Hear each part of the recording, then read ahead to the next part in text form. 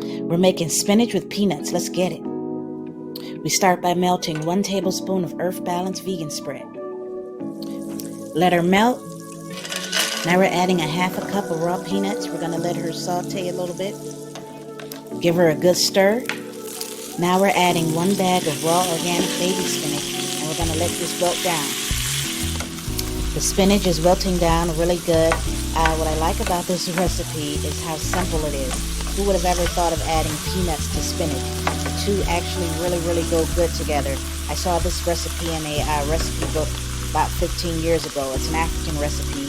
I think they eat it a lot in North Africa, but it really works. And I'm a person who doesn't even eat peanuts, but I like this recipe because it really goes together.